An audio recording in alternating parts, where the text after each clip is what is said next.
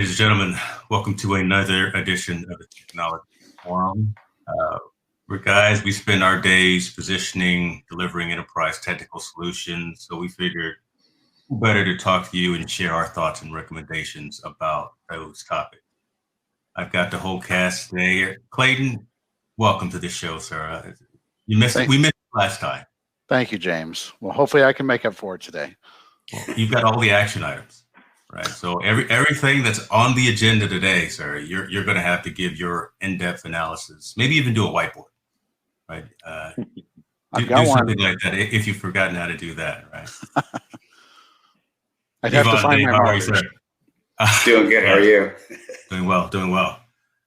So busy day today, right? In the world of consumer technology, it's definitely a busy day. I know we typically focus on enterprise technology, but I think we'd be remiss if we didn't at the end of the hour talk a little bit about what happened with Amazon and what happened with Apple and Target. Those three big giants actually have their deal days and had their events today, launching products and launching services. But I wanted to spend a little bit of time talking to you guys about your recommendations, your thoughts around some technologies that you use at home.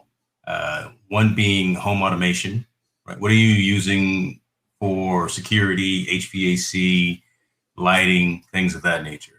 I know I've got a conglomeration of products that I use, and I've got it working somewhat effectively for me. But I would love to hear what you guys are also using, and if you're doing something like that. Mr. Yerns, let's start with you. Okay, we're going to throw you right out there first and foremost. All right, since we're talking about home security, you have passed my home address to everybody, right? So I don't have to worry about that. All right, good. Yeah, so I've got a smattering of different things that have evolved over the years. And, I'll talk a little bit about history of how I got to where I am today. So I bought into the Iris platform many years ago, which was backed by Lowe's. And I thought, hey, with a company like Lowe's behind it, it's going to be around for a while because this would have been probably back around 2012, 2013, somewhere around that time frame. So very early into the home automation, smart home stuff. And I built out an entire system with that from HVAC to home security to cameras. And then Lowe's killed it. And so I was like, well, so much for that logic that it's going to be around for a while. But Lowe's did a really great thing where they bought everything back at retail price. So I got a check for like $1,400 when they discontinued the service. So that was when I had to go and restart from scratch, right? And that's when I decided that I think the Google system or Amazon were probably my top two choices that I considered for home automation. And I ultimately decided to go the Google route. And even though it was more expensive, and I don't know if I have a good reason for going Google, but I did, and I've got a whole smattering of Google now. So I've got the home hub that controls my home security, right, from the door and window sensors, the fire alarms, carbon monoxide detectors, the front door lock, and HVAC controls, right? So that's primarily what I've got going on there, and also a small suite of Nest cameras as well. So I think I own one of every single Nest product that they offer, except the indoor cameras now. So and I love them. The biggest downside to them is they are expensive to buy into. But everything I've bought has been like physically solid. It's a good quality built product. The app works, the service works. I've had very few issues with it. The other thing that I like is I have the Google Home hubs around, so I can do all the voice controls to, arm my alarm or make sure the front door is locked, things like that. But it also allows me to integrate in all those other smaller systems that I have. So I have like the Aki outlets, bought those because they're, like $14 for a pair of two on Amazon, right? So I can control lamps and things like that. I also have a lot of Leviton smart switches around, so I can replace the light switches that are physically in the wall to control my existing lighting. And then I also have the Logitech Harmony Hub. So I was talking to Dave about this before, that I can go down, I really did this for my kids, right? So they can go down into the home theater setup and they can just say, play Xbox One. and it powers on the projector. It sets the input for them. It turns on the Xbox. They're ready to go. They don't have to remember anything. So it works pretty well for them. And you can give it any number of different commands from watch Netflix to whatever. Yeah. Same thing with the routines, right? So I can tell it that I'm going tonight, and it turns off all the lights. It locks the front doors. It turns on the security alarm. All that fun stuff. It makes sure that the garage door is closed, because I don't need to be woken up by the police again at 2:00 in the morning because my garage door is open. Oh, so but that's nice that they do that. Yeah, did you catch that again? We can't just slide over that, right? There's a story there. Well, yeah, it was just, you always wonder what the heck's going on when you look at your Nest doorbell camera and you're like, there's a cop on my porch at 2:00 in the morning. Luckily, yeah, it was just the garage door, but that's when I was like, well, I need to set up a rule that says, if it's past, 1:00 in the morning and the door is still open, I'm probably not using it. So go ahead and close it. So yeah, I generally love it. The biggest problem with it, though, outside of the cost just to buy into all of it, is when something doesn't work right, you're pretty much relegated down to a Google forum or something, right? You're going to post on Reddit or whatever your preferred place is, right? And you just got to hope that they're gonna support it, or that somebody's going to know the answer to it. So like a problem I'm having now is we use the broadcast feature as an intercom between everybody in the family. And for some reason, when one of my sons broadcast, it pops up and it says it's broadcasting, but it never plays the message. And it only happens to him. It's like, so wow. I'm afraid if I opened up a case with Google, they're going to be like, post on the forums or something, right? Yeah, so I did post on the forums like Friday, and nobody's responded. But on the flip side, I had my front door replaced last fall, and the contractors took a power drill to the terminals on the back of the Nest doorbell. Well, of course, it stripped the threads off, and I couldn't reinstall it. Yeah. So I contacted Nest to see if they could give me a replacement backing plate or something. And I was willing to buy one, or the contractor was going to pay for it. But no, they just shipped me a completely brand new doorbell. And I was like we broke it, right? It's like, that shouldn't be a warranty thing. So the support that I have gotten has been absolutely phenomenal, that they would just replace something that was broken. So yeah. Well, you start with saying you got a $1,400 check from Lowe's, and now You're saying Nest is sending you free product. I have a question about you, though. I mean, because you mentioned a lot of manufacturers, right? Google, Levitron, Nest. Do you have any concern about not standardizing on one particular OEM manufacturer and having different technologies in the house? Yeah, it was always my goal to have a single one, which is kind of why I bought into Nest to begin with. But the Nest ecosystem is fairly limited. So the products that I have that are outside of that are only things that weren't supported in the Nest family. But that's the good thing about the Google Home app, that actually allows me to pull all this in together, and I can control it all in a single app as if it was a single family of products. So that's it's called Works with Google, I think is the name of the program, and that's how you can go in there and check to make sure that these off the wall manufacturers like Aki actually work and integrate in with Google Home. Okay. Awesome. Dave, what about you, sir? Now? I probably should have saved you for last, because you've got an elaborate system from what the rumor mill is saying. But I would love to hear how the Lombardi estates are. I'm sorry, I should stop calling it that. But go ahead. It makes my wife feel great. So keep saying that. Just means I got to work a lot more. Pretty much. Yeah. So the intention that I went through it was. My first priority was I wanted to make life simple. That's the whole reason for automation, is simplify life. I don't want to touch things anymore. I don't want to, hit a light switch. I don't have to worry about the kids leaving lights on, that sort of stuff. So that was kind of my approach is let's look at that. How can I make life simpler? And I actually ran into, I wanted to have everything in a single ecosystem, but there's so many limitations that you run into. There's no perfect ecosystem that has everything. So I thought, okay, why don't I see what's the best, security cameras for me? What's the best smart home locks? What's the best lighting? And I started going down that route, and I realized there isn't one ecosystem for it or one vendor. So from there, I just started going, okay, I'll get the best of what works for me for each of those, and I'll try to piecemeal them together, and hopefully, at the end of the day, have a good result. And so my journey was going with, everything from, smart lighting, very similar to Clayton. I went with Lutron for the in-wall lighting. So if I already have lighting set up or ceiling fans, that sort of stuff, I just put Lutron controllers into there and it goes to a hub. So then I can set up all my scheduling. And the way I do it is, I schedule everything from whether it's for some things I set it for a time of day.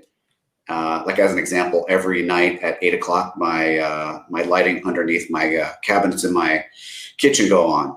But there's other lighting that's all based on, 10 minutes after dusk or, whatever. So it, evolves with that time. So I did that and then went with some LED lighting that I really like. I really prefer the LifeX. So that was kind of another example is you look at a lot of stuff that's out in the market. There was really good, things out there. You've got Philips Hue. There's other things that were out there that were definitely more mature, but LifeX had higher lumens, so I could get a lot more light output. It just seemed to work a little bit better, so I went with that route. So just kind of a rundown. I've got, a lot of different things from lighting. So I've got LifeX LED lighting all throughout the house. I've got the Lutron for in-wall controllers, as well as connecting to lamps. So it'll connect to a little lamp controller. So that's kind of set up for lighting. I've got smart home locks. I've got MyQ for the garage doors. I've got smart home locks all throughout.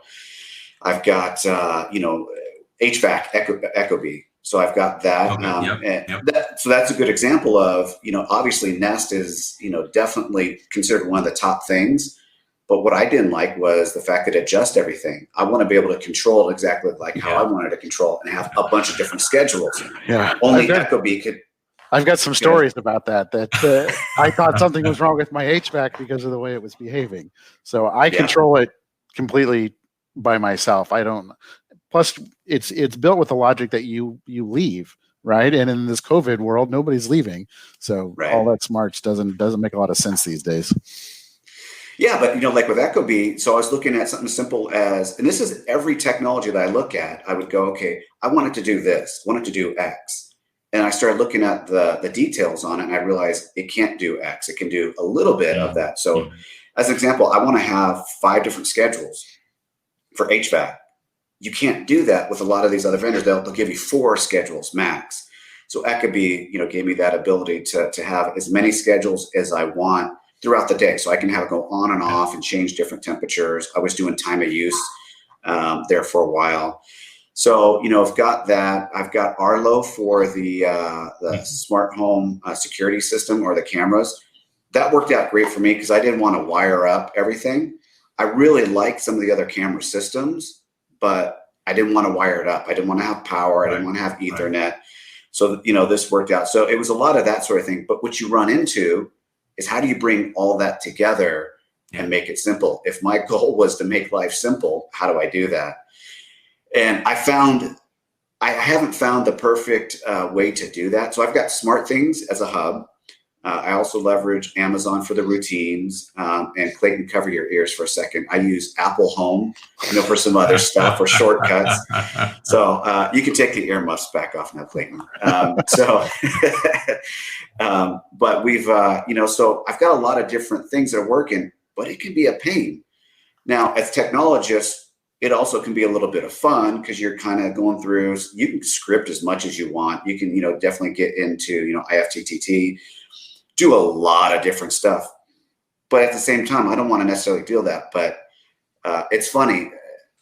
It's interesting how people just take this stuff for granted. So I got all this stuff set up at home, security, lighting, it's doing everything that we want. Nobody touches anything. We've got Harmony now for the home theater. So like Clayton said, you just say, hey, I want to watch a movie, dims the lights down, turns the thing, turns the TV on, all the inputs and all that good stuff. And I showed my wife and my kids, I was excited. I'm like, hey, check this out. This is like, next level stuff, right? And this is like stuff you see on movies. What do you guys think? And they're like, oh, that's all right, Dad. Yeah. Where's the power button? All I want is the power button. How do you turn it? No, they don't even want the power button. She's like, oh, that was nice for you, Dad. Yeah, that's, whatever. Oh. So, it made me sad. But here's the thing. So I don't know about you guys, but when you tell family members stuff and they seem like disinterested, my wife, as an example, tells everybody about it. So I caught her on the phone like the next day, or, telling, her family or friends, oh, you got to see what we can do at our house. We can do this and that.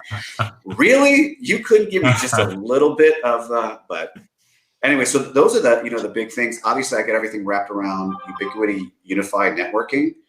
But yeah, for me, it's worked out because I can have every single device do what I want it to do, but I am looking for that simplicity. And if you think about it, when we talk about even enterprise technology, it's user experience. I have yet to find any company that has nailed that you can do everything from automation routines all in a single place and platform. But we're getting there. It's getting better. Yeah. Now, but see, you talk about the ubiquity piece, right? And I think the majority of folks don't have it to that level, to where they have separate networks running for the home. Maybe they do, all right? But talk a little bit about that, because you've got like a management console or an environment that you can log on and see throughput and utilization as well, right? Yeah, absolutely. So some of these home automation devices, so I have Sonos as well, all throughout the house for audio, and it has its own network if you wanted to do it, that takes it off of your standard networking. So I highly recommend, if you have an opportunity to have devices that have their own networking, that you do that. But yeah, so for the Ubiquity Unify setup is everything I can see, everything I need. I can do quality of service. So for those that aren't familiar with that, that's the ability to, take what your kids are doing or home automation. You don't have it take over too much of your networking bandwidth. So, especially now with everybody at home due to COVID, you're stuck sometimes, and we're exceeding that. So you can. I don't have that issue with Google Fiber. I'm just gonna yeah. With your. See, there's those statements that'll get you removed from the video streaming. that doubting Thomas, but that's okay. We can talk about the 2 gigabit plan when I become a beta tester for that. So I will gladly talk about that one. So there you go. Yeah. I tell you what, before we go to Yvonne, I've got a question for you, Clayton and Dave. Talked about cameras in the house or cameras at the house. Do you have cameras inside as well, or is it just outside in the perimeter? So I have Nest cameras for the outdoor ones. So I have 2 of the Nest Pro IQ cameras, and then I have the Nest doorbell camera. Which I was very reluctant to get the Nest doorbell camera, because we already, at the time, I had 4 outdoor cameras connected to a network video recorder, and I was like, I don't need anything more than that. But the intelligence that's built into the Nest doorbell camera that allows you to do like facial recognition, it will tell you when a package was dropped off or if a package was picked up, and being able to quickly identify those sections on your timeline, right, and play them back was pretty awesome. So that's once we finally got that, I'm like, okay, I'm kind of sold. And I tore out the old system and I sold it on Facebook Marketplace about 6 months ago. Done. Yeah, I think where you're going out, James, is so I personally don't have cameras inside the house running all the time. Yeah. It is a little bit of a security thing for me. I think we were all talking earlier, whether you got devices listening in to you, we know that sometimes it's accidentally turned on or whatever. So as a rule, I try not to have that. But I do have some Wise cameras. They're cheap and inexpensive. So there's occasionally that we'll use it. I've got a grandson. Now it's about to turn 1 this weekend. So we use that when he's around, just to be careful and make sure we're monitoring him. And maybe for another time we'll talk about this, but I have a travel router that I take with Wise, obviously not with COVID, but we all travel throughout, our careers, and I would set it up in the hotel. And I can't tell you how many times I caught hotel staff going into the room and doing stuff they weren't supposed to. So I'd have a little conversation 2 minutes after. Yeah, I'm that guy. Nice. Busted. Yeah, that's a whole other topic. That's a great discussion. And so what you said about your grandson is timely and relevant. I'm not sure if you heard the story this past week of Joe Montana's grandson was at their house. Joe Montana and his wife were upstairs. Someone in the neighborhood came into their house, tried to abduct their grandson. His wife heard all of the noise, and there was a scuffle and all, and the lady was eventually arrested. But again, those kinds of things, that's where they make sense. Again, I don't have cameras inside the house just for. I think that's slightly weird, slightly creepy, but that particular type of a situation would be very beneficial and very helpful. We do have some indoor cameras too. We bought the Yi cameras. I think it's how you say it. It's a YI, so very very comparable to the Wise cameras. But Okay. the main reason we bought them was because we have 2 kids and we needed a third party that could be neutral and tell us what really happened. And so who broke this? yeah, exactly. But then my neighbor actually ended up borrowing one of them because one of their like 17 cats was peeing in the house. So that was their other use case. They wanted to figure out which cat was peeing in their house. So they set up that camera. And yeah, so there you go. There's a couple use cases for you. Now, we need to hear from Yvonne, but I will say with my cameras, my kids didn't know I didn't have cameras in the house. So when they were younger, something would happen. And I go, hey, listen, do I need to check the tape? Oh, no. This is what happened. Little they didn't know there were enough cameras there. Hopefully they're not watching. That's up.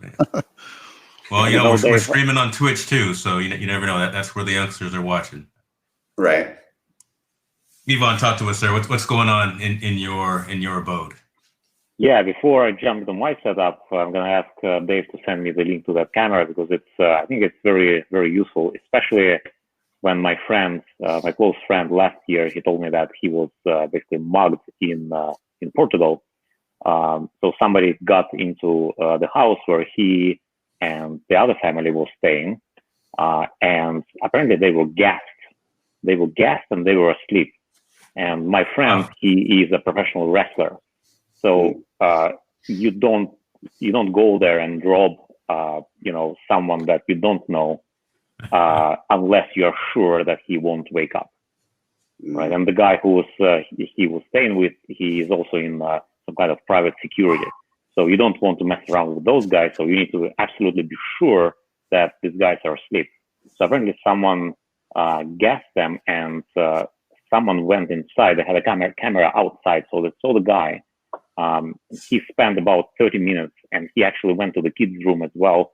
So he searched the kids' room, and the only way they realized that the wallets were stuck in front of the door.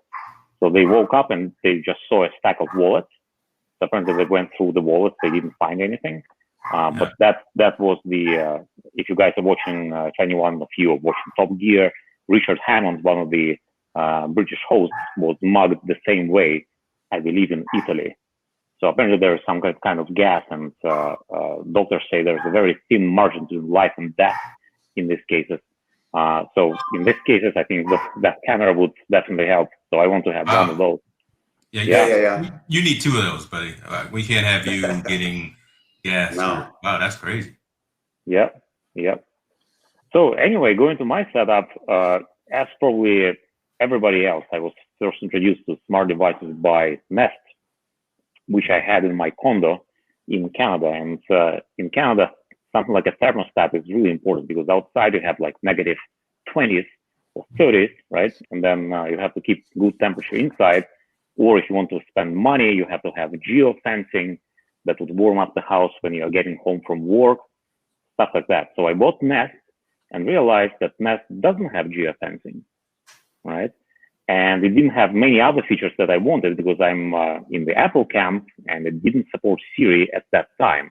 I'm sure it does support it now, but before it didn't. So I was like, okay, so I just invested into one piece of technology and I can't even use it the way I want. And that's where I discovered the awesome app platform called If This Then That. So if you search for If TTT on your favorite application store, you'll find it.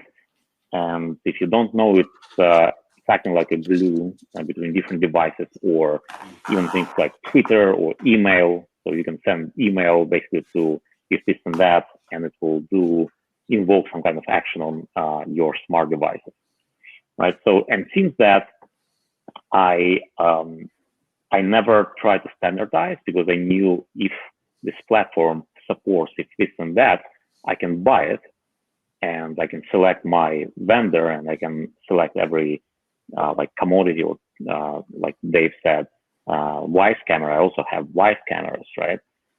So I can select pretty much cheap stuff, off-the-shelf stuff, and glue it together in a way I want. So speaking of my setup, currently I have smart lights, and I like devices that do not require a hub. So I bought a smart bulbs that are made by Wiz, a company called WIZ, Wiz, and they were actually bought by Philips. So Philips Hue was originally Philips brand, but this Wiz vendor, they were just bought by Philips, and they still have this line. It's on Amazon. It's incredibly cheap.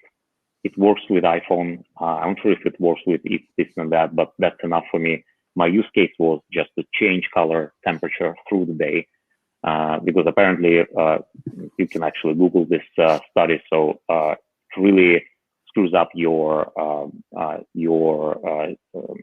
hormones if the temperature is not right.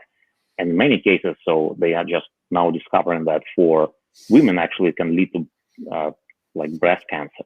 So yeah, so it's really important. And my use case for that was automatically change the temperature. I didn't care about turn the lights on and off automatically, but I cared about how your natural rhythm would benefit from automatically changing the color temperature. And this Wiz bulbs, they actually do it so by themselves. And you can change those rhythms. So I highly recommend checking out the smart bulbs because it can be very beneficial for your health. So there is that. I also have a smart lock, which is probably like 7 years old. It never works as I want. I need to change it. So I have that. I have wide cameras that are incredibly cheap, like $20. I bought it for babysitting, basically when I'm on another floor. And they actually now have person detection, and they're working on same things as Google does, like parcel delivery, for example. And they have a case that you can screw them outside the house, and basically the all-weather case as well. It's like $20 to $30. I believe $30 version has it turns around and it zooms in. Very advanced camera for its money. So what they're doing, they're basically rebadging the cameras and other devices made by Xiaomi or Xiaomi. It's a Chinese vendor that is very big, has very high quality stuff. They basically mimic Apple in the design of their stuff. And it's very, one fact about this brand is it's faked in China. So it's Chinese brand that is faked in China. That's how we know it's good stuff, right? And what they do here is a California-based company. They rebadge those products, and they still keep the backend. So I believe it uses Alibaba Cloud for your videos if you're concerned about that. But for what it is, it's incredibly good value. So I agree with David on that. Talking about like the baby cameras that are $200. This one is $20 and does exactly the same thing. So there is that. I also have the FAB thermostat, and one of the reasons I bought that instead of Nest was the integration with this and that, and with Apple infrastructure. But again, I don't use it in automatic mode. I just tell Siri, "Hey, it's cold," and she says, "Oh, baby, it's cold outside," in British accent, because I have it in British accent. And it turns off. And then so that's how I use it, just not to go downstairs and turn on the temperature. And that's pretty much it. In these COVID days, haven't we? Mm. I noticed no one mentioned Amazon and Alexa. I did. I use Amazon. Yeah, the routines. Okay. Yeah. I'm just about all Apple in the house. Sorry, Clayton, but again, as far as the lighting perspective goes, nobody's okay. Nobody's perfect. I've got the Philips Hue running. The lights all in the background here are off of Philips Hue. I wish a hub wasn't required, but yeah, a hub is required for Philips, because the no hub would make that more extensible and get less hardware, less heat in the house, less on the utility bill. But I've got a lot of Ring stuff, right? So I've got Ring lights outside. I've got the Ring doorbell in front, and the sun-driven ring in the backyard, watching everything there. So it's got a solar panel on it, right? So I don't have to charge it up or anything. So I've got the ring light back there charging all the ring camera charging all of that. Don't want to get too complex, just like you, Dave, right? I mean, just want to make it very easy. I got the app running. I've showed the kids how to do it. If you want to turn the TV on, want to turn the lights on and things like that, just log into the app or tell Siri to do something. But it's almost gotten to the point where it's no longer just a want, right? I mean, I think it's begun to the point where you actually need to have something like this in your residence to, again, like watch your home. Folks are coming, dropping boxes off. You want to see what's happening. You want to make sure nobody's a porch pirate and grabbing your equipment. So you got to do that. That MyQ garage door opener, that's amazing. I've got that too. So when you get your Apple Watch, there's a compilation for the Apple Watch, and I'm out riding my bike. I can tell my Apple Watch to open the garage door as I turn the corner. That makes it all worthwhile right there. And it's it was pretty cheap. It was, I think it was less than $40, right, for the whole setup, right, which was pretty nice. So Amazon Prime 17 right now. Yeah. So everybody on this call has smart locks and sounds like the garage door controller as well. I was very hesitant to release my physical security into my integrated smart home. So I'm curious. What was everybody else's feelings about that? Did you have no concerns there? Are you still concerned? How do you feel with your connected doors? I don't have my smart locks connected to any system that you can communicate with. So, you can't say Echo unlock the doors or anything along those lines. So I don't have it set up there. But yeah, I was also a little skeptical on the smart locks. That's the only one that's not connected to anything but my smart things. So if I'm on the app, I can do stuff, but it's not really automating a whole lot, but I can check it anywhere in the world. And I've done that. I like that. Somebody forgot their keys. Yeah. But I will say on the Alexa platform, what I love about that, and she just went off. She just woke up. Yeah, she just woke up. We use it, so the routines are cool, but we actually we have routines that tell the kids what to do. And it's nice because we don't nag them anymore. So It's time to do your chores. It's time to do your homework.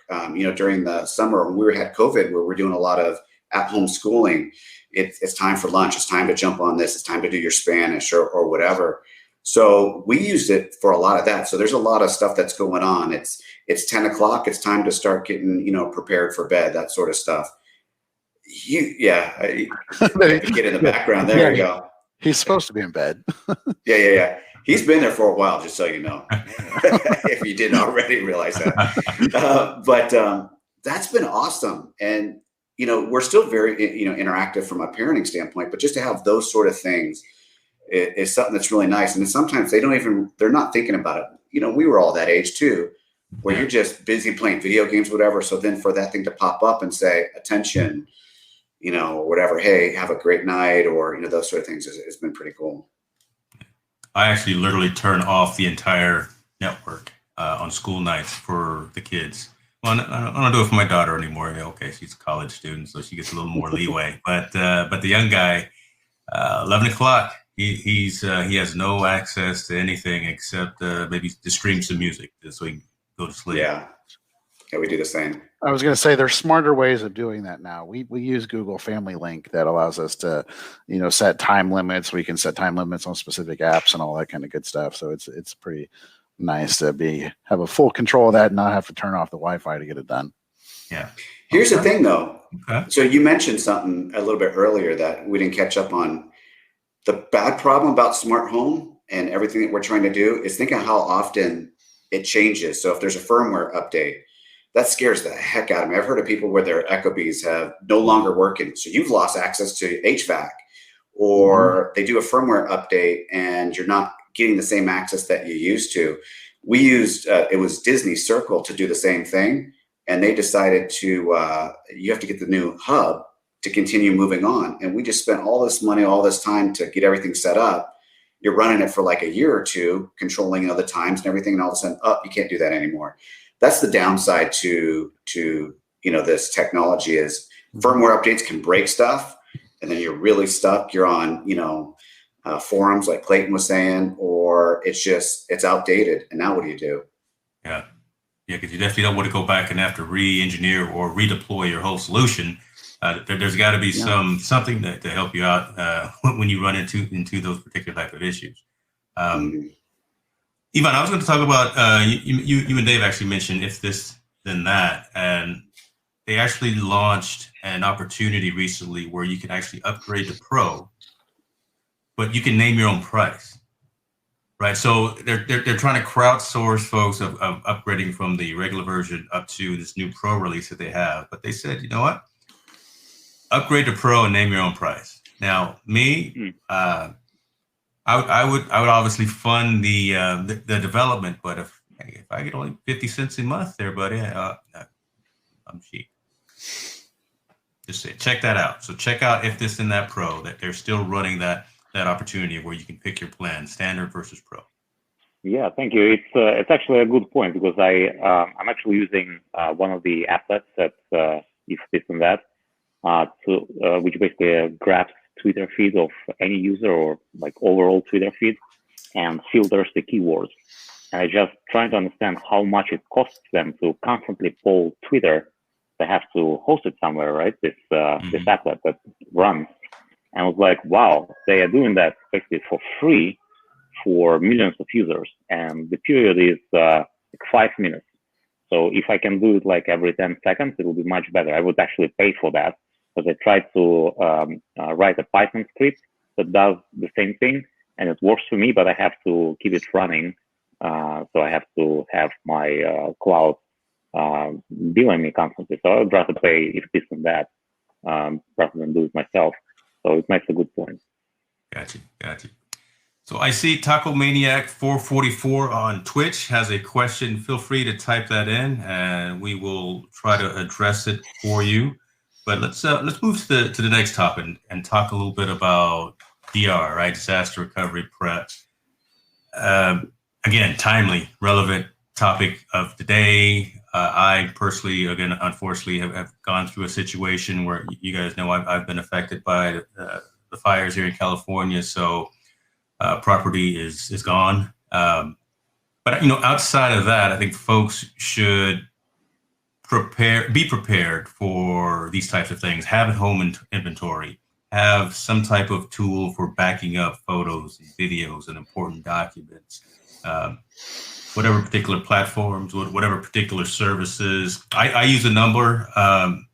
So I've got every photo is saved at 3 locations. I've got everything saved on iCloud, Amazon, and Google for the past, my daughter, 18 years. So I've got every photo saved at those 3 locations, which is fantastic. But when I look at my parents, when I look at my in-laws, and some of the content that they have, we never got around to be backing up or saving some of that stuff. So when the fire happened, we lost a lot of irreplaceable items. What do you guys use? And this time I'll start with we'll go backwards. I'll start with you, Ivan.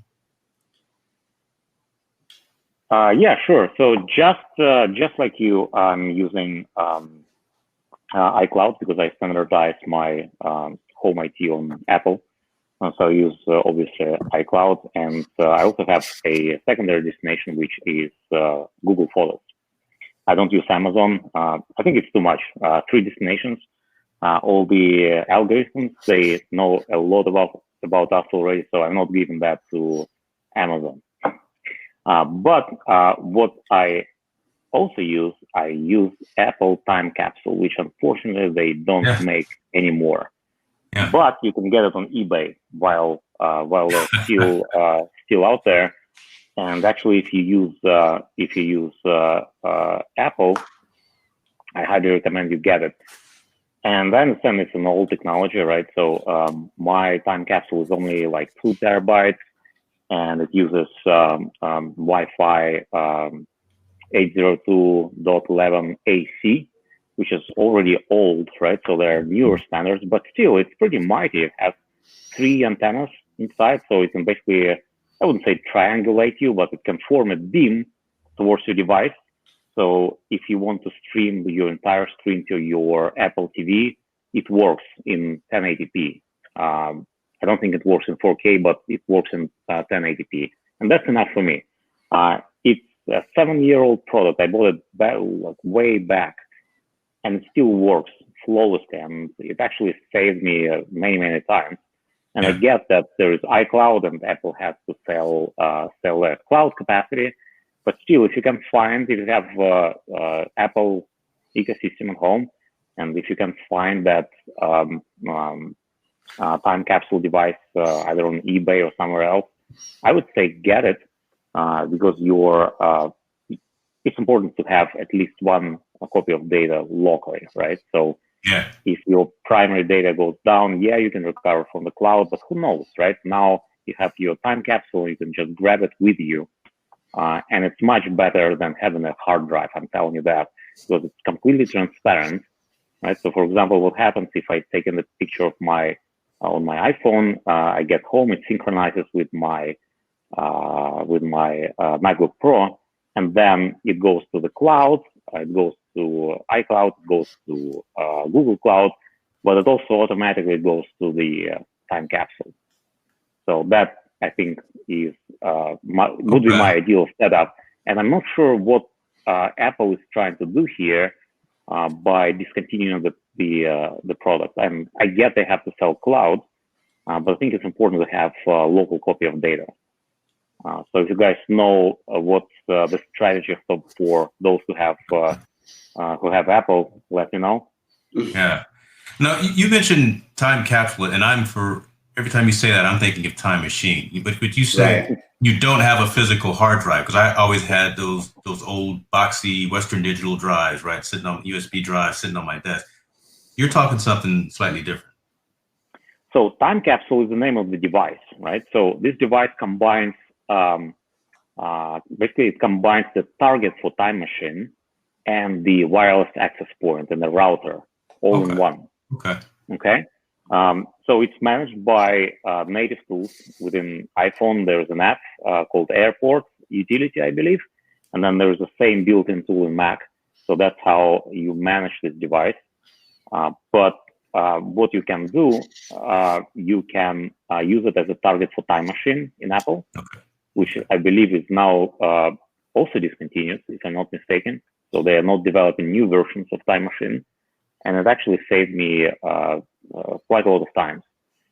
So what time machine does is basically an incremental backup. So it takes the full backup, which is basically copying all of your files at once. And it takes a couple of hours to transfer it over Wi-Fi, but because they use high-speed Wi-Fi, the AC standard, it's actually not that long. So, but then every 15 or 20 minutes, and you can actually change that parameter, it takes the snapshots. And so all the subsequent backups are just the snapshots, right? So this is called incremental backups. And then you can roll back to basically any point of time with, let's say, 15-minute increments. And for me, that's enough. So once, for example, I lost very important financial data that I had, like, oh man, what I'm gonna do? I'm gonna call. It was in Canada, so I'm gonna call CRA, Canada Revenue Agency. I'd be on the phone for several times, and then I have to redo the whole thing again. It was very complicated tax return that I had, and it basically took me like the whole week to put it together. And I restored from time capsule in several minutes. I actually forgot that it exists because it's so seamless. Right, so you don't even have to set anything up except basically pressing one button when you set up the time capsule. And just run the background. Yeah, and at the same time, you can use it as NAS.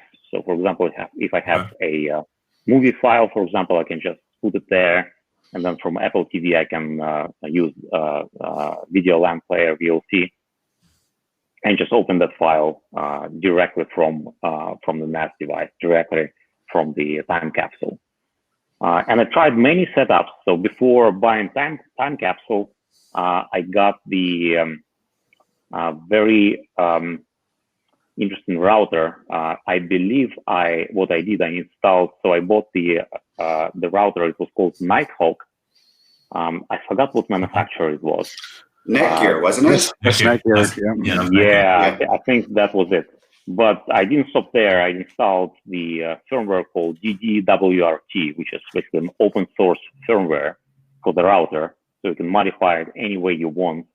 And by doing that, you can also install the component that can serve as a target for time capsule.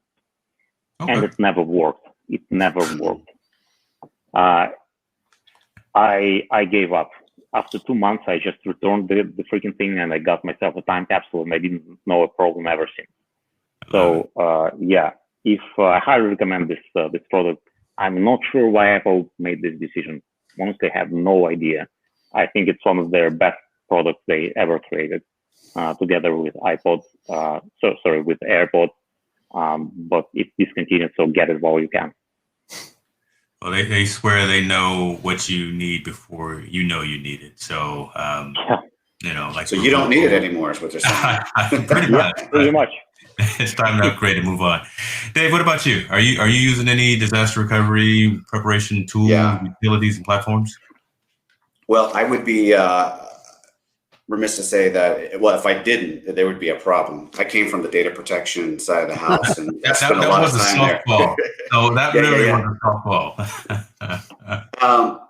So what I've done is, and I was going to go with the time capsule route, and they had discontinued it. It was kind of like the original mesh network before mesh networks got really popular. So yeah, it was weird that they discontinued that. And that's when I went with Unify and everything. But for disaster recovery, very much believe in that. And I can't tell you how many friends and family that have lost, a lot of their stuff. So the approach that we've taken is everything is stored on a NAS. So we have a QNAP NAS, network attached storage device, that we have in the house. So we've got that. It's set up with RAID and mirror. So, if something messes up on the RAID, I've got a mirror and I've got other hard drives that it goes to. So it's, from that perspective, it's pretty well set. So anything that's important is stored on there. We've digitized everything. So obviously with digital photos, it's a lot easier, but all the other photos that we had before, we went through and taken a scanner, and it just takes time. You scan everything in that's important. VCR tapes, 8mm tapes, all of that's been completely digitized. So I've got everything now stored on that NAS. And anything that's on a computer, I'm still backing up, even though we use the NAS for everything that's important, but I use external hard drives that connect to it. I use Time Machine for my Mac stuff. We, obviously have some PCs around, so I use native tools for that. Depending on what it is, sometimes I use like SyncToy. I used to use that, which was like an rsync type of tool for Windows, whatever, rsync it up to the NAS. But yeah, so everything's stored on there, RAID, mirrored, and we're set. Now here's the problem. What if something happens, kind of like your situation where, something happens to the house? So that's the next part that I'm going to be moving to. And I did a lot of research on the different cloud vendors. And I think I'm probably going to go with Dropbox. I do like a lot of the other tools that are out there, whether it's Google or Amazon, or you have, iCloud, Microsoft, all these different things. But for the money, I think it's like $10 a month for 2 terabytes. I think that's enough for me to move stuff up there. And I like Dropbox because you're not tied to an ecosystem or anything along those lines. You can access it from any device. So I'll probably do that as a kind of my tertiary backup, just to make sure that if anything were to ever happen, it's all set. So yeah, you got it pulled up right there. So it's, for me, I think that's probably the best of everything. So I've got the house covered. If a device goes down, no issues. If my NAS goes down, I've got things mirrored, so I'm set there. I can recover.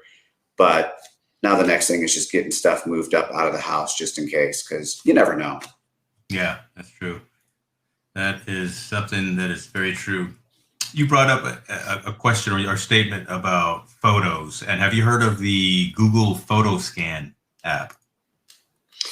I have. So here's my concern is when you're doing any sort of scanning, I want it to be the best quality that it can be, so that if I need to do prints or those sort of things, I can definitely, spin it out from there and have high quality. So when I do I have an Epson scanner. When I've done scans, these are big files, for a picture. So it's great though. It's a great product for people who don't care about that necessarily, just want to have a backup of their photos.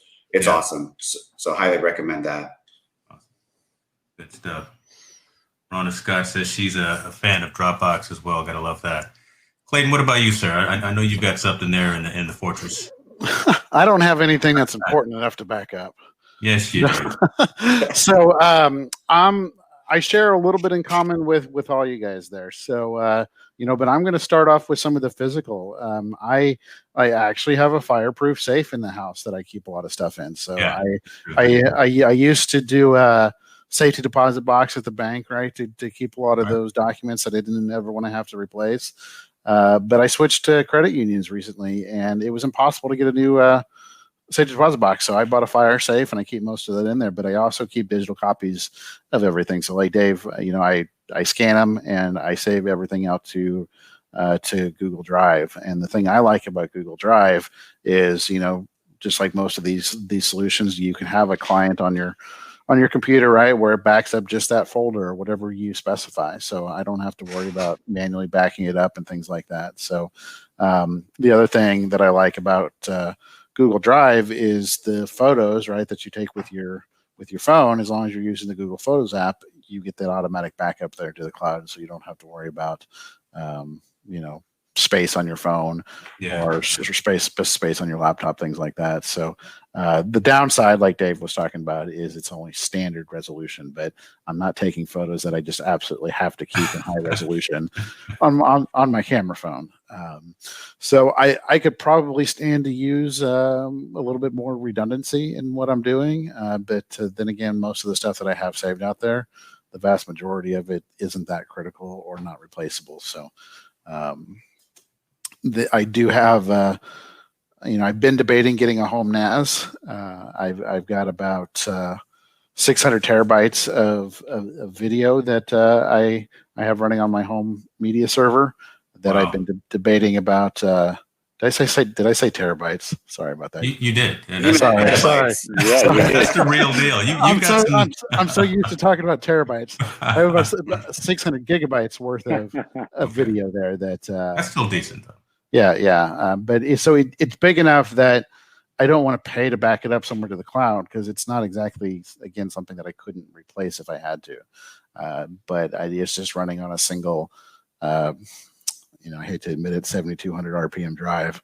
That I should probably have a little bit of redundancy somewhere there, at least a RAID configuration within that box, but not a high priority yet. So, okay. Do you have? I forgot what my question was. God dang it. Oh, Drobo. Is Drobo still out there? You guys remember Drobo as the NAS? That was actually a great company that had a lot of redundancy. Yeah, so I had an HP Media Vault initially, and that one, I had it. It had its own proprietary RAID. That actually crapped out on me. That's why mirroring was so important, because I thought a NAS will never go out. It's got RAID and it was set, and it took me forever to figure out a way to get that data off of there. But I was looking at Drobo back then, and QNAP, just to all of the available things that you can do on it. You can use it as a media server. You can use it as a target for iTunes. There was just a lot of stuff that you could do with it. I decided to go with that. But yeah, Drobo was a great device as well. Okay. Good stuff. Well, we'd be remiss again for this final topic if we didn't talk about it. Today, as we kind of started out, it was a busy day on the consumer electronics side. Amazon Prime Day started, which is weird because it's 2 days. It's today and tomorrow. Along with that, Mr. Tim Cook gets on stage and releases or announces some brand new mobile technology, which, we'll talk about that too. But the one thing that I feel that I see that is interesting is yet those two big giants doing something, launching sales, saying come shop with me, and you got Target sneaking in too, and they're doing their deal days 2020 as they call it. So everyone's trying to get in because we're locked in our houses. You can't go anywhere. It's a completely different. If the mall is open in your area, half of the people can go in, or whatever the case may be. So order it online, get it shipped to you. Walmart may be doing something as well. And I mean, such a large retailer. Did anyone pick up something and put it in their cart today from Amazon Prime Day? I'll just throw it out there. I don't know if it's because it's 2020 and it's just 2020. I was just really underwhelmed with everything that came out. And maybe we shouldn't be like that, or we're spoiled. I don't know. It seems like I think this year we needed it to be big. We needed something like just next level change just to bring our spirits up. And I didn't see it. Of course, I'm getting the Apple Watch 6. I've been trying to get it locally. You know that, James, but I'm just going to do it. And that's not part of the Apple event, but that was a recently announced thing. I will end up getting the iPhone 12, just because it is what it is. But which one? Because there were 4 that were allowed. So which one are you particularly looking at?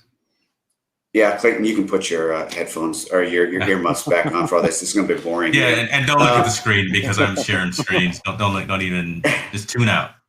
So I will say this: the Max is awesome. The screen size is great. The Pro's got some great features, but for what I need it for, I'm just going to get the 12, just the basic 6.1. Kind of that lower end one. It's got everything I need. I don't need a telephoto lens. It's got the wide and ultra wide, and it's going to do more than I need. So, I'll probably go with that one. I don't need the mini. So that's probably the one I'm going to go with. But I was just really underwhelmed with their announcements today. It just wasn't great. It's we're going to do this, and we've got the new HomePod Mini. Awesome. Yeah. I guess. Well, because I've got Sonos all throughout the house as well, and nothing compares to Sonos. I mean that's really the at the top of the mountaintop. Apple should have bought Sonos back in the day. And I mean, that really is the home theater setup with its own network and just an incredible sound. But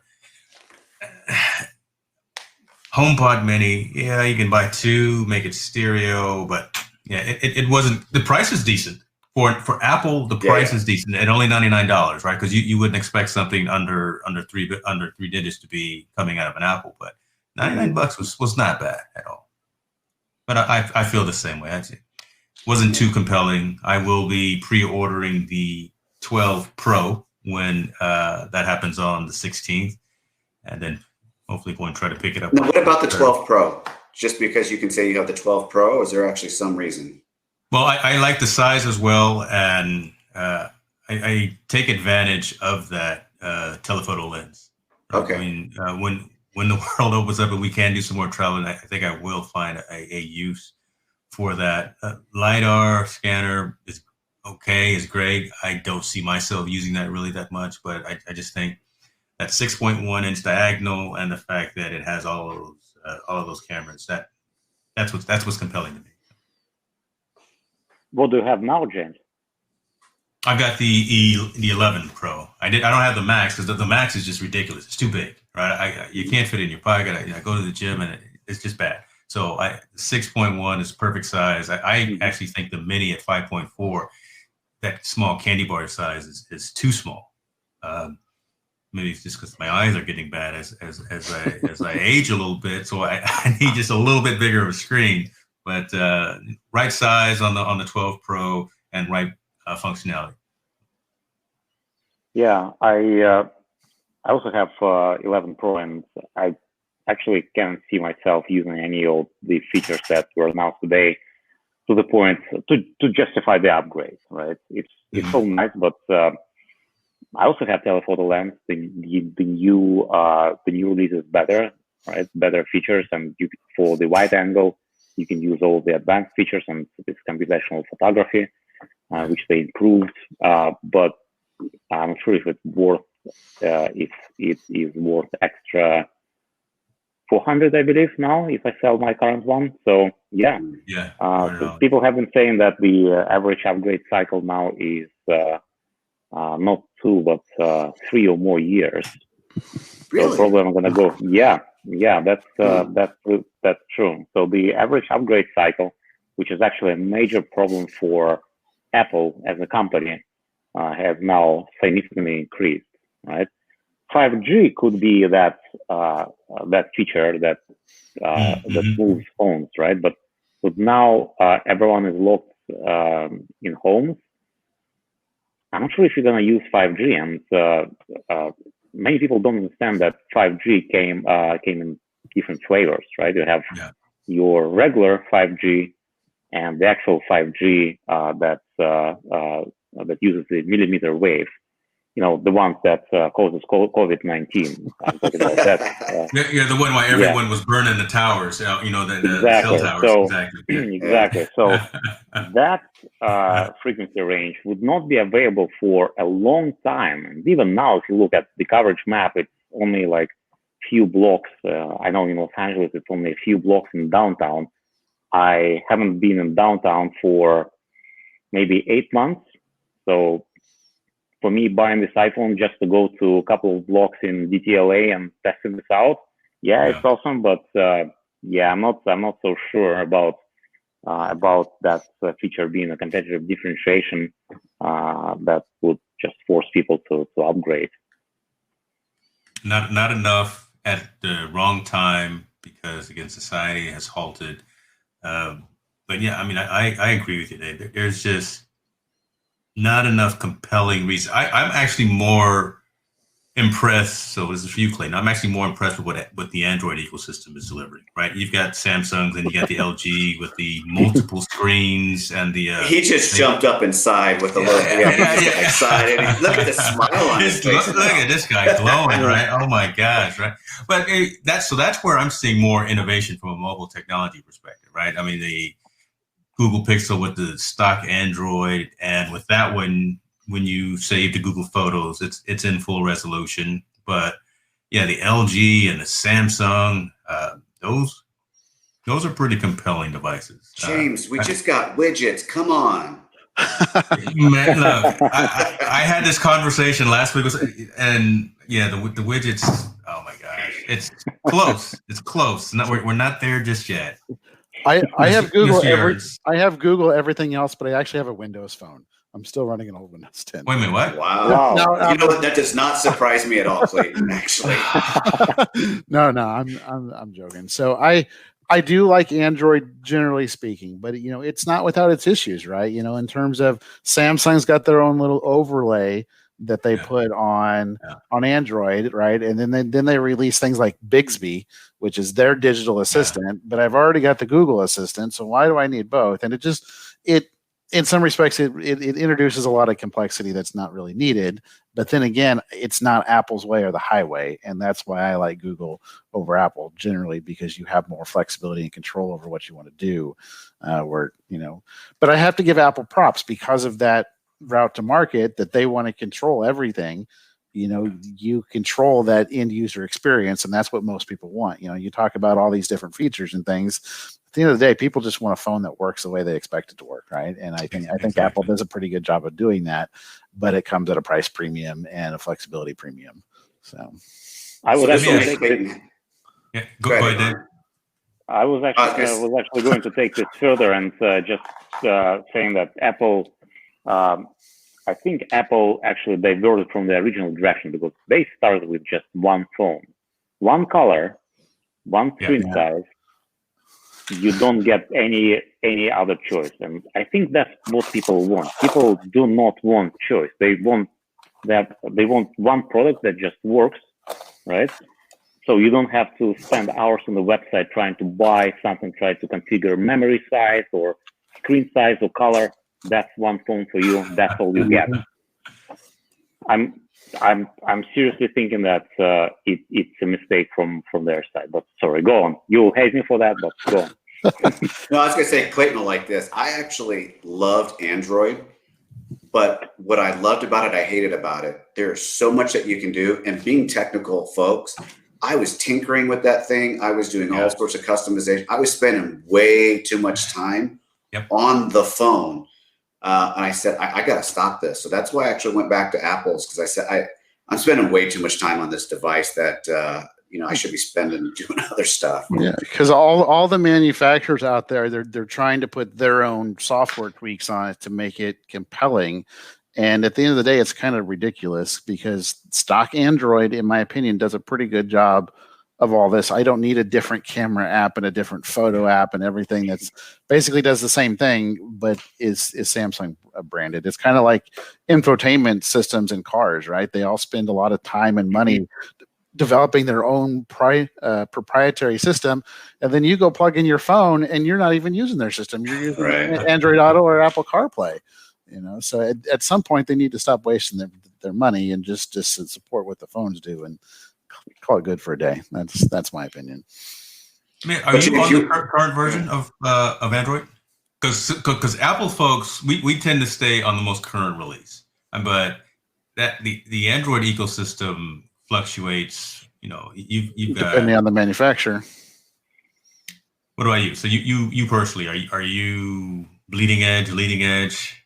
I take whatever Samsung's on, right? I don't really have much control over it. So, if you have a Google Pixel, you're usually getting that update, that's true.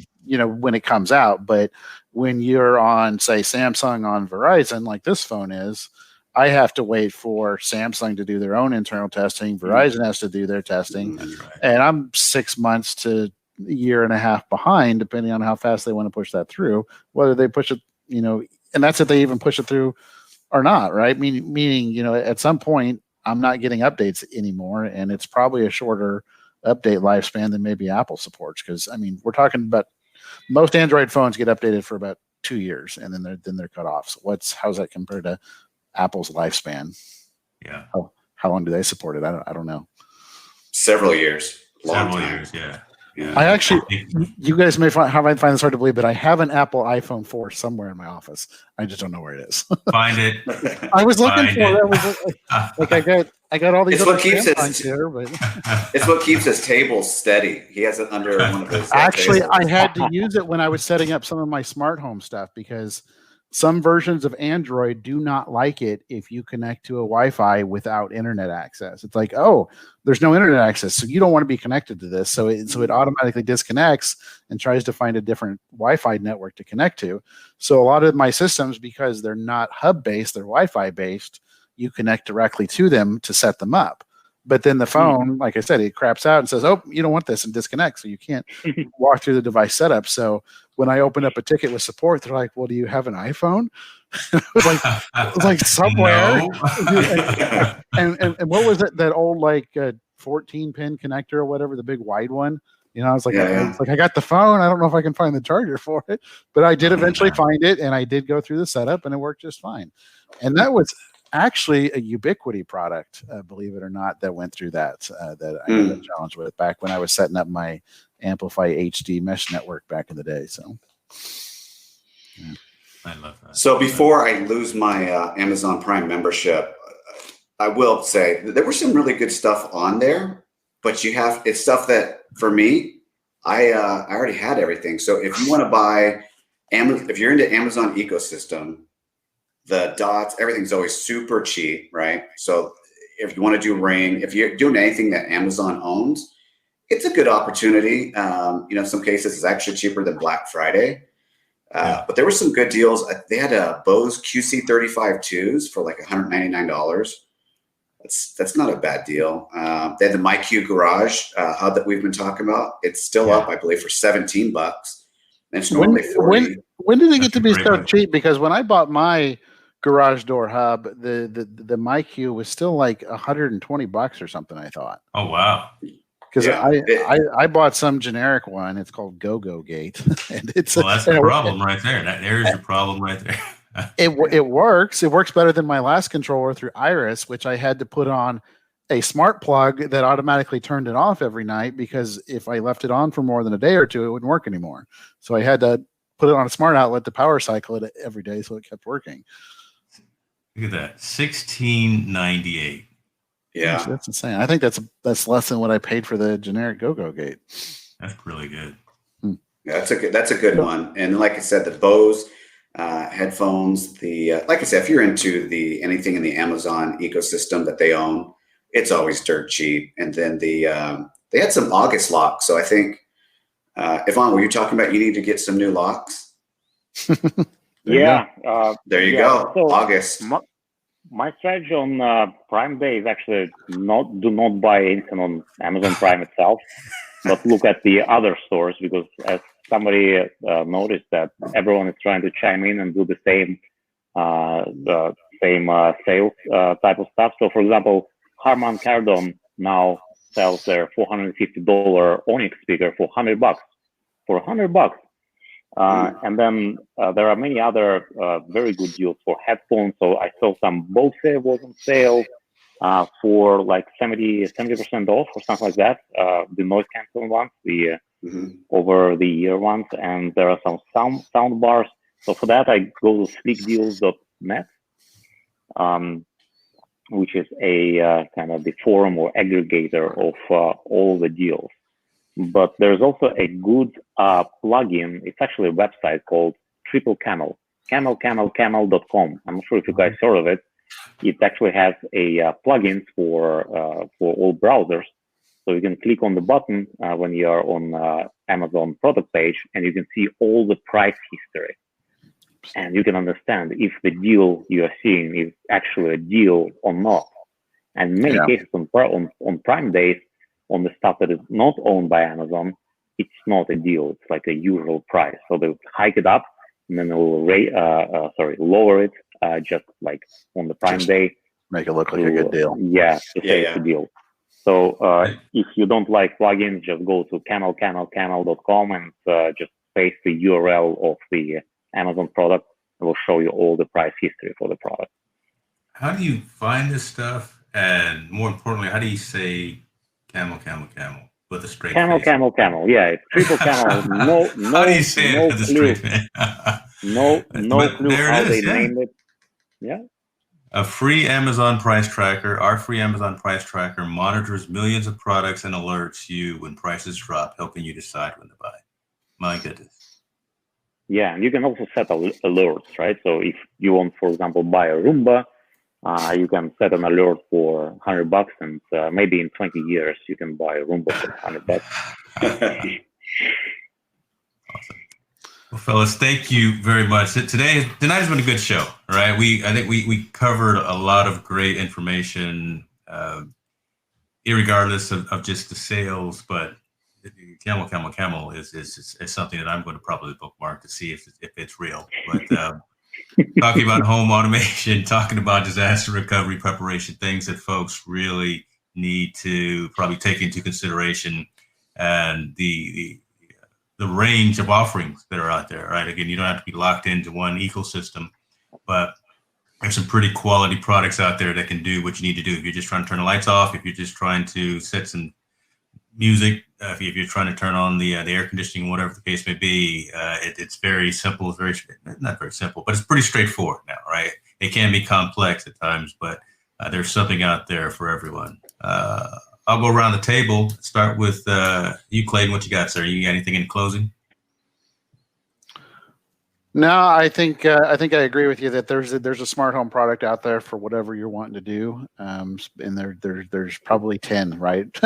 So I think understanding what you want to do with it, and then how you want to control it are probably some of the two biggest things. And then you also got to worry about how you're going to connect it, right? Do you want to have all these different hubs? You want to go Wi-Fi, and also keep security in mind as well. Like I asked about the smart home locks, even though we have the garage door and our front door on smart locks, we still have that physical lock that, it's not connected. So those are just a lot of things to consider when somebody's buying into that ecosystem. So, Yvonne, what about you, sir?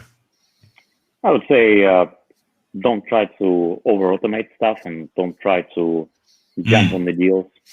All right. So today it was quite a busy day for me for work, and then I also tried to watch all this stuff and look at the deals, like all at the same time, and I was a bit overwhelmed. So I actually was so tired by the end of the day.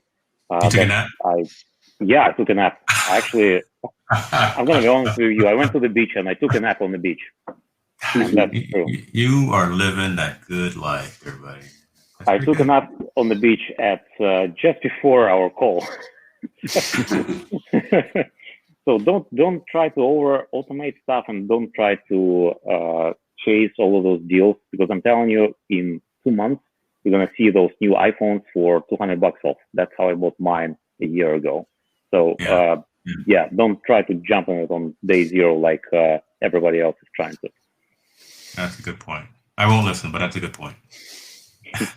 Dave, what about you, sir?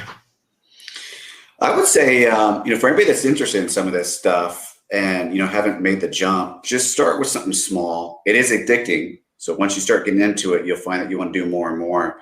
But figure out why you want to do it and start there. And there's some unbelievable technology that enables people to connect with family members in a way that we never had the opportunity to before, even 5 years ago. So, you can use this technology to be very much interactive with your family, both at home. A lot of people are using this technology to keep an eye on their loved ones, some of the older loved ones, and that sort of thing. So it's awesome technology. Don't be afraid of it. Just jump in there and choose something. Start out small, something easy, and don't be fearful. You'll find, and you're going to find people that can help you out, that can definitely do that. So you don't need to go as in depth as we do it necessarily, but at least not at first. But just have fun with it. Just enjoy it. It is life altering when you realize what we really have at our fingertips when we talk about automation and different things like that. And I will say if you haven't started doing any sort of protection at home, do it. You just never know. And you don't want to ever think of the worst, but stuff happens. And that's the last thing you want to do is say, I wish I had have listened to those guys and did something, because you just never know. So definitely do that. Digitize your home movies when I can. I had to borrow a VCR. I was so thankful. I came across a couple additional tapes. So get all that stuff digitized, have fun with it, and enjoy it. I love it. Yeah, definitely. I definitely agree with all that. I do need to find a VCR myself, but you guys, appreciate you again. Thank you for a very good show. We will talk to you soon. Have a good night. Enjoy yourselves and enjoy your families. All right. All right, everybody. Have a good night.